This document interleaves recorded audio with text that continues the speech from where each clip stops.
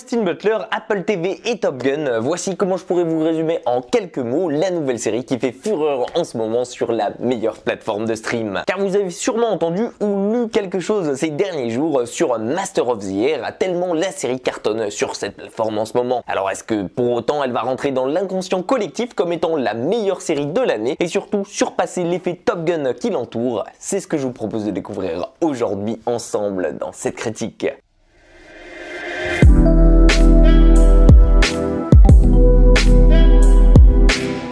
Master of the Air, c'est une série tirée de faits réels dans laquelle vous allez suivre le 8e escadron de l'US Air Force, une escouade des forces armées américaines chargée de bombarder l'Allemagne nazie pendant la Seconde Guerre mondiale. Car oui, en 1943, alors que la bataille fait rage et que la Nazie domine l'Europe et principalement la France depuis 3 ans maintenant, les Américains décident de s'installer en Angleterre et d'y construire une base pour l'US Air Force à quelques heures du principal intéressé. Et c'est donc depuis cette base-là que vont s'organiser toutes les missions de bombardement. Et c'est aussi là-bas que va être créé le 100e groupe de bombardement qui va nous intéresser aujourd'hui. Un groupe constitué uniquement d'hommes, de pilotes, de bombardiers et de cartographes qui vont travailler chaque jour main dans la main à exécuter les ordres qu'on va leur donner. Et des missions périlleuses, ça on peut dire qu'il va y en avoir beaucoup pour eux. À tel point même que ce sont elles qui vont rythmer leur quotidien au point de leur faire oublier leur vie d'avant-guerre, leur famille, leurs amis, voire même leurs femmes, et ça sans jamais savoir à l'avance s'ils seront encore en vie le lendemain. On va donc y suivre Austin Butler dans le rôle principal, Callum Turner que vous connaissez sûrement si vous avez regardé la trilogie des Animaux Fantastiques, ou même encore Barry Keoghan, et qui vont rythmer ici le quotidien de cette série à travers une multitude de missions, toutes plus dangereuses les unes des autres. Que ce soit donc dans de simples missions de repérage et d'escorte, de bombardement de bâtiments et de points stratégiques, ou bien de villes plus ou moins peuplées et bien d'autres, on va être directement plongé ici à leur côté, juste au-dessus de l'Allemagne, à savoir à 10 000 mètres de hauteur, là où se passe globalement 70% de la série. Et là où d'ailleurs on sera en permanence au cœur même de l'action. Et de l'action, ça vous pouvez être sûr que vous allez en retrouver ici. Car bien entendu, Master of the Air ne va pas se contenter seulement de nous dépeindre depuis l'extérieur le 100e groupe de bombardement de l'US Air Force. Et cette série compte bien au contraire nous donner un réel goût du danger présent à tous les instants et auxquels vont être soumis en permanence nos protagonistes ici. Que ce soit donc les bombardements qui vont mal tourner, les défaillances techniques dues aux avions qui volent trop ou bien même du dogfight en plein dans les airs, je peux vous assurer que si vous êtes à l'origine un fan de Tom Cruise et de son Top Gun, vous en aurez largement pour votre argent ici. Gigantisme, sensationnalisme et grande bataille seront donc les maîtres mots de cette série. Que ce soit pour son côté réaliste, mais aussi pour sa reconstruction fidèle des batailles qu'elle va vous faire vivre ici, je suis sûr que les passionnés par la Seconde Guerre mondiale seront séduits par sa proposition. Mais ce n'est pas tout, puisque bien évidemment, Master of the Air ne s'arrête pas là. Et elle compte au passage en profiter aussi pour faire passer un message important à ses spectateurs. Un message qui, croyez-le ou non, avec cette série, se présente comme anti-guerre ici. Alors oui, je sais que dit comme ça peut paraître bizarre pour une série qui nous plonge dans la Seconde Guerre mondiale et en plein dans la reconstruction des batailles aériennes célèbres de cette époque, vu qu'en général on en profite plutôt pour glorifier les victoires et on en profite souvent pour faire un peu de la propagande et un film patriote. Mais ici, eh bien, on sent clairement que c'est tout l'inverse que recherchent ses créateurs et surtout ses producteurs qui sont quand même Tom Hanks et Spielberg derrière le projet. Et ça se ressent d'ailleurs particulièrement sur l'œuvre finale qui nous est projetée ici. Et c'est ça de mon côté que j'ai trouvé véritablement intéressant dans ce projet aujourd'hui. Car oui, c'est là où on sent véritablement que ce Master of the Air va se distinguer et surtout prendre un tout autre chemin que Tom Cruise et son Top Gun bien patriote et de la plupart des films sur la Seconde Guerre mondiale qui en profitent trop souvent pour ériger juste les États-Unis en héros. Car ici, vous le verrez par vous-même, que ce soit par sa façon de traiter la mort ou bien même à travers les répliques prononcées par ses personnages, Master of the Air en profitera souvent pour remettre en question les méthodes de l'armée et surtout pour démontrer cette capacité à remplacer ceux qui se sont sacrifiés au plus vite et à bien souvent traiter ses soldats uniquement comme de la chair à canon. Et je trouve que c'est une manière assez osée mais surtout intéressante de dépeindre la Seconde Guerre mondiale. Et je trouve d'ailleurs que c'est la meilleure des manières ici de pouvoir réellement rendre hommage à